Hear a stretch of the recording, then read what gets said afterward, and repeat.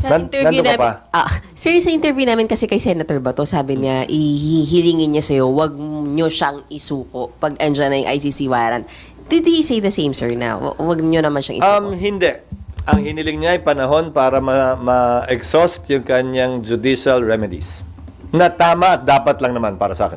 At yung panahon na yon, nandito siya. Pupunta siya dito para hindi siya ma-aresto. Ang option niya yun. Pero so yung wife ba yung una nakipag-usap daw sa inyo? Nagkaroon kayo ng chance na makausap yung wife? Nagpasabi sa opisina, oo. Pero hindi niyo nakausap. Nakausap kong bahagya lamang. Anong message sa inyo? Wala, na mag-uusap daw kami. Ni Senator Bato. Parang introduction ba? Sir, kung option ni Senator Bato na dito muna habang hinihintay ma-exhaust yung judicial remedies, ano pong sinabi niyo, sir?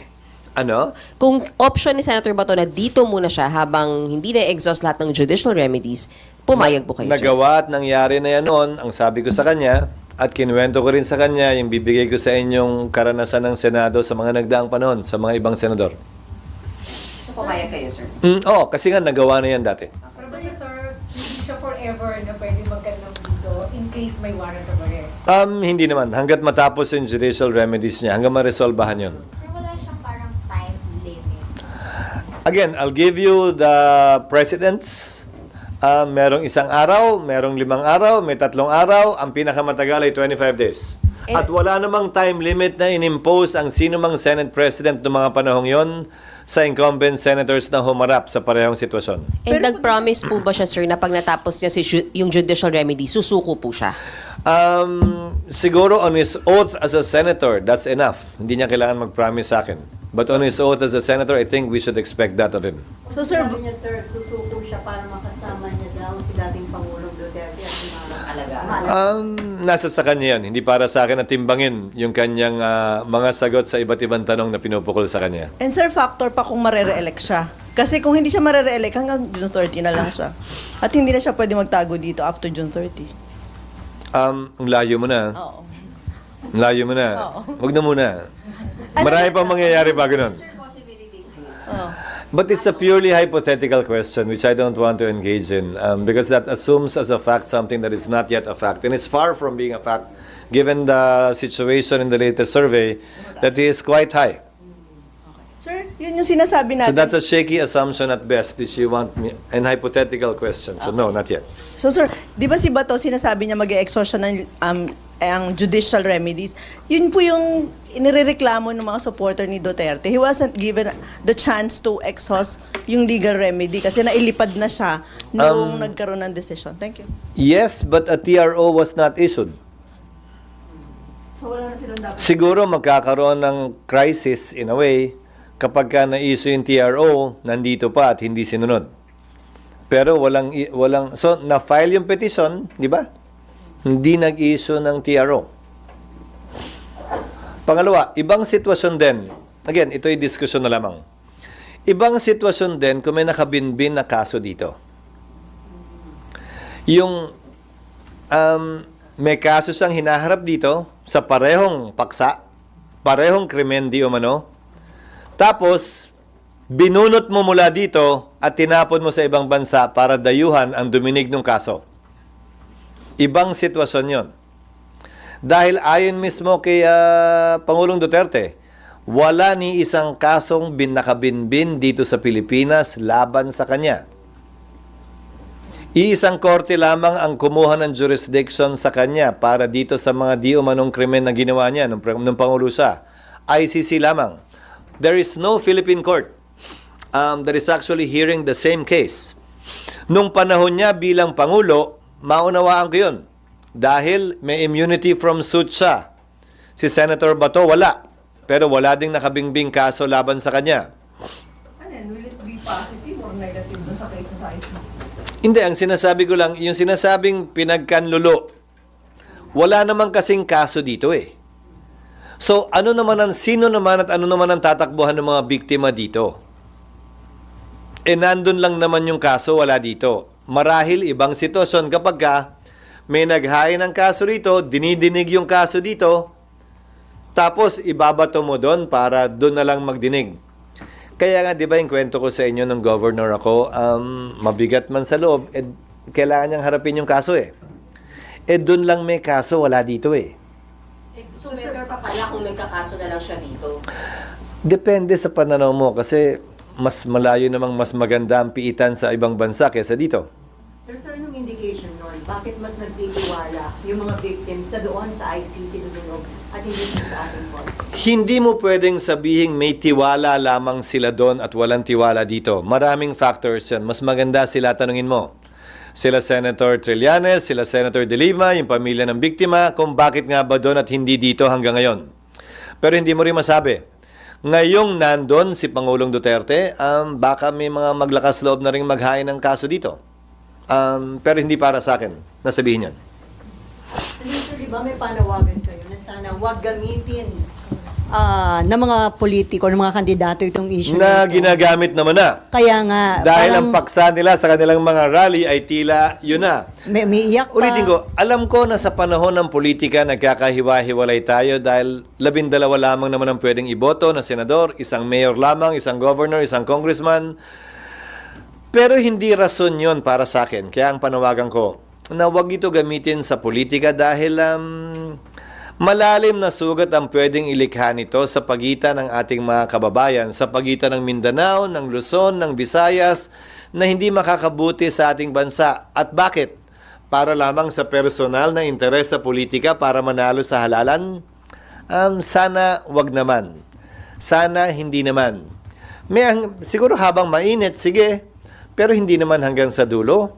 At hindi naman din siguro dapat na hanggang sa pagkapanalo o pagkatalo, yan pa rin ang magdidikta ng gagawin mo, magiging pananaw mo at magiging boto mo sa lahat ng bagay. Sana hindi ganun. So, kung i-take advantage ito ng ilang candidates, ano yung implication nun, sir?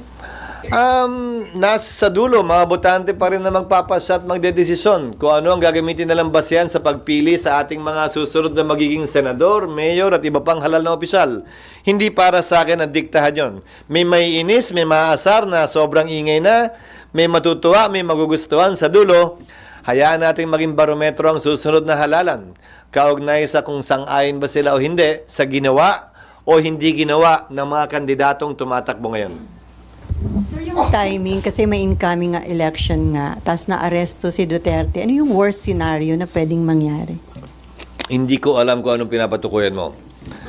Nasa demokrasya tayo, okay lang na magkaroon tayo ng magkakaibang pananaw, okay lamang na magsagawa ng kilos protesta, laban sa ginawa ng pamahalaan kung hindi ka sang-ayon, okay din gumawa ng kilos protesta sang-ayon sa ginawa ng administrasyon o ng gobyerno, basta't ito'y mapayapa at saklaw ng pinoprotektahang karapatan ng ating Bill of Rights. Para sa akin, bahagi lahat yan ng pagkakaroon ng isang malusog na demokrasya sa ating bansa. Bagaman, may konting ingay nga sa politika. Pero tama yung pag-handle ng administration doon sa mga nangyayari ngayon, sir. Ang unang statement ko ay klaro naman. Binati ko ang magkabilang panig. Kapulisan man o mga opisyal ng administrasyon, Pangulong Duterte, kanyang abogado at supporters, dahil naging mapayapa yung mga kaganapan ng araw na yon. Sang-ayon man kayo o hindi, sa tingin man nyo tama o mali, naging mapayapa yung mga insidente ng araw na yon. At yun para sa akin ang pinakamahalaga. Sir, balikan ko lang po yung kay Senator Bato. Tama po Nandun ka pa din. Sorry sir, may naiwang tanong sa akin. Sir, tama po ba na since institutional courtesy siya, depende pa rin sa Philippine National Police, although historically ay ginagalang po nila yung kapag ka pinoprotect ng Senate yung kanyang senator sa loob Hindi ng manggagaling premises? sa akin yung salitang depende sa Philippine National Police dahil isusulong palagi ng Senado yan dahil yan na nga ang naging kinagawian ng Senado sa kanyang mga miyembro. At hindi naman siya unreasonable. Ulitin ko may mga sitwasyon na yung senador mismo isinuko yung kanyang sarili makalipas ang 1 araw, 3 araw, 5 araw, 1 linggo, 25 araw. Again, I'm holding them on their oath as senators to do what is best not only for themselves but for the country and the institution as well. At hindi para sa akin idikta yung bilang ng araw kaugnay niyan. Sir, para maiwasan na daw yung issue kung may jurisdiction ng ICC, mag-rejoin na lang daw ang Pilipinas sa ICC. Desisyon ng executive yan. Ang papel lamang ng Senado ay mag-ratify ng treaty. Walang papel sa ating system of foreign policy at system ng saligang batas ang Senado kaugnay sa pagsali o hindi pagsali, pagpirma o hindi pagpirma sa anumang mga treaty o tratado. Pero kung nabagit mo rin lang, suriin natin. Pansamantala. Sabi ng isang panig, hindi na tayo miyembro ng ICC at sa katunayan, ngayong araw na to, March 17, kung gusto niyong pagdiwang o gunitain, ngayong araw ang pang-anim na taon na ang effectivity ng withdrawal natin sa ICC. It was on March 17, 2019 that 2019 that our withdrawal became effective in the ICC. The notice of withdrawal was sent in 2018, but it became effective March 17, 2019. Kung nag-withdraw tayo dyan ayon sa isang panig, ba't ginagamit pang basehan sa pag-enforce ng warrant? Pero ang ginagamit din naman nilang basehan na illegal yung pagkaka-aresto ay yung Rome Statute pa rin. Pwede ba yun? Hindi naman pwedeng legal at illegal at the same time yung parehong statute na ginagamit. Hindi ba? May kasabihan nga sa Latin. Ito ang pagpipilian at pagdedesisyonan ng korte actually kaugnay ng isong ito. Kung talagang hindi kayo sang-ayon na tama yung pagkaka-aresto. May prinsipyo sa batas sa Latin na nagsasabing male captus bene detentus. Ibig sabihin nun, maliman ng pagkakahuli, pwedeng tumuloy pa rin ang paglilitis. Yung kabaliktaran nun, meron ding prinsipyo. Male captus, male detentus. Yung maling pagkakahuli, hindi pwedeng magpatuloy ang isang paglilitis dahil dun sa maling pagkakahuli. Ang ICC, nagpasya kaugnay sa dalawang prinsipyong ito. Minsan, male detentus, minsan male captus bene detentus, pinayagan tumuloy ang paglilitis. Minsan hindi. So, nasa sa kanila kung anong gagamitin nila sa kasong ito. Pero better i-consider yun ng palas yung mag-rejoin. Nasa sa kanila.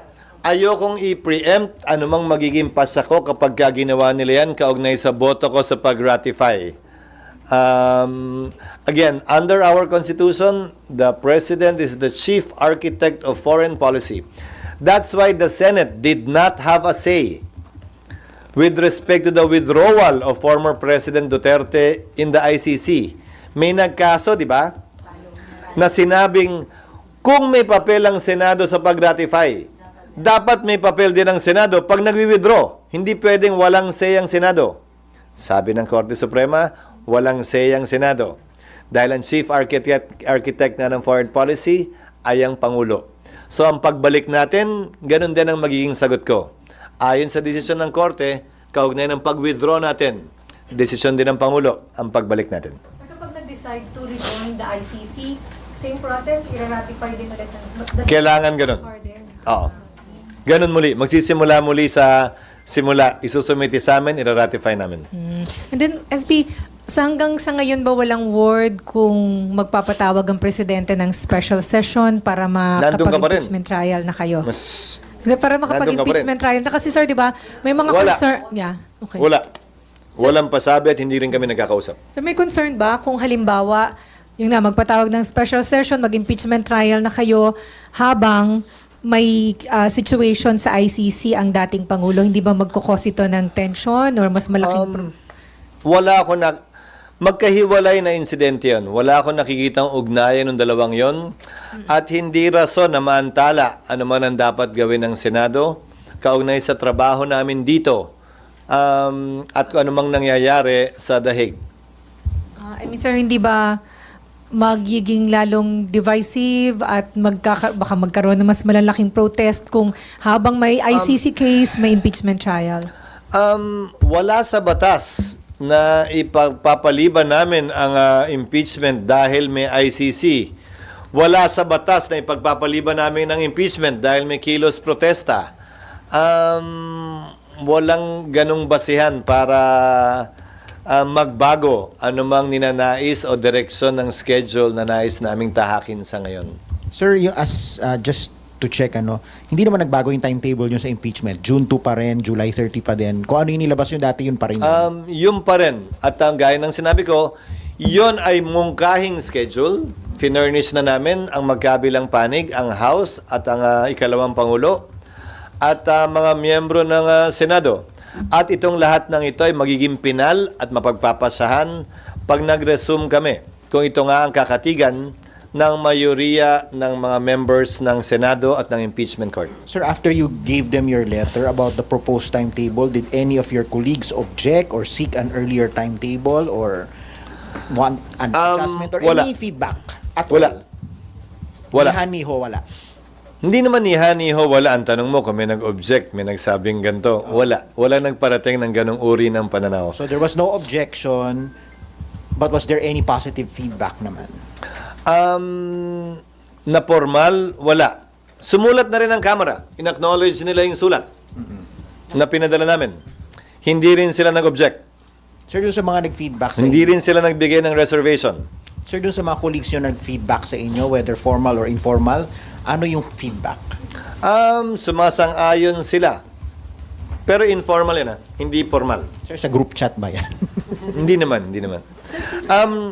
Si Senator Nelly Coco Pimentel, may submit na yung proposed impeachment rules na. Hindi pa yata namin natatanggap. Pero malamang ni-refer niya na yun sa Rules Rewriting Committee para ikonsidera. Ulitin ko lahat kinokonsidera namin pero may limitasyon ang pwede namin kasing aprubahan. Dahil may nakabinbin ng impeachment, ayaw kong maakusa ng Senadong binabago namin ang rules in the middle of the game.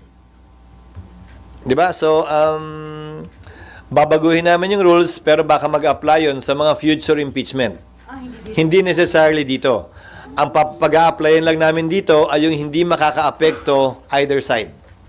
At hindi na lang, sir, after the impeachment trial, yung pag-amend sa rules, kung hindi naman pala mag-a-apply dito. Hindi, kasi may mga pag-update na pwedeng gawin sa ilalim ng bagong rules na hindi naman makakasakit sa magkabilang panig dahil applicable sa magkabilang panig yon. So generally, It will not favor anyone, in other words. sir, generally, ang susundin nyo, yung existing. To a large extent, yes. So wala nang subcommittee hearing na for to update yung rules. Meron pa rin. Lahat yun pinag-aaralan at lahat yun ipepresenta namin pag nag-resume kami para mapagpasahan ng mayoriya. Pero yung proposal ni Senator Coco na sinabi ni Majo na pwede niyang itap si Senator Coco na mag-healing on rules, walang mangyayaring ganun. Hindi na ganun. Hindi ganun ang gagawin. At hindi pa yata nagkakausap din yung majority leader at minority leader kaugnay sa bagay na yan. At nagsalita na rin yata si Senator Tolentino na nais niyang pag-aralan din ito ng siya mismo. So parang hindi siya inclined i-delegate yung kapangyarihan yon. Sir, dun sa timetable ninyo at assessment ninyo dun sa impeachment trial, possible ba na ongoing pa or tapos na yung impeachment trial pagdating ng September 23 ICC hearing? Ang sinabi ko sa inyo, kung masusunod yung mga pre-trial arrangements, mas magiging mabilis yung pagdinig. And hopefully, bago kami mag-recess sa loob ng 3 buwan, ay kaya nang tapusin yung impeachment trial. So, papalo sa petsa yun. Dahil usually nag-adjourn ng Senado bago mag-October 10. So kung September 23, yung trial, halos yung panahong yun. Pero wala namang ugnayan yun eh. Whether nagsabay, hindi nagsabay, wala namang nakasulat na batas na bawal magsabay. Hindi Yes, naman sir. ganun yun.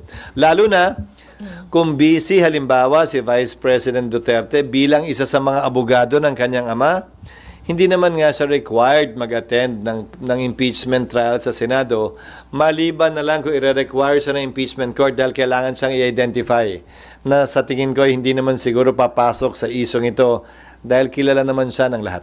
Oo nga, sir. I mean, wala nga kaugnayan, but pwede siyang tingnan as persecution ng mga Duterte.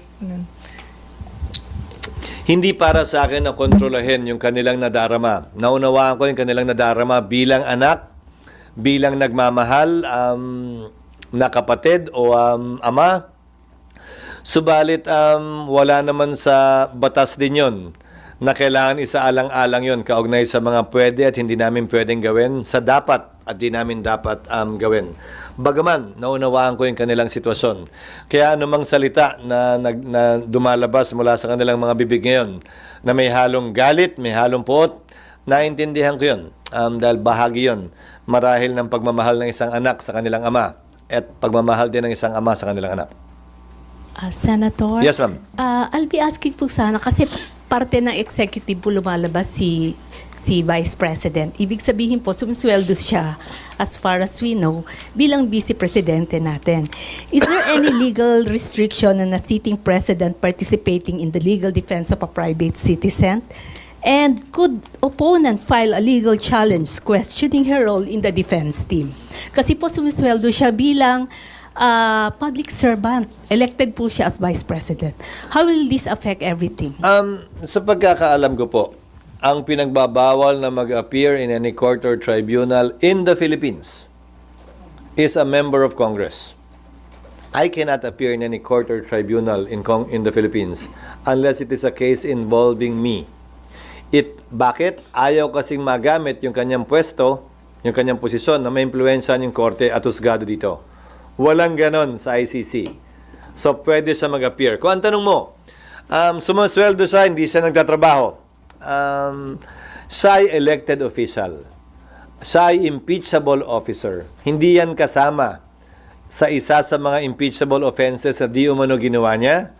At pangalawa, maaaring gamitin niya ng ating mga kababayan sa pagpasya kung iboboto pa siyang muli o hindi sa parehong pwesto o ibang pwestong tatakbuhan niya kung siya'y tatakbo. Pero walang batas na nagbabawal na gawin niya yon sa panahong ito. Okay? Ay, asan yung papel? Pakibigay na lang. Okay lang. Yung, kasi meron din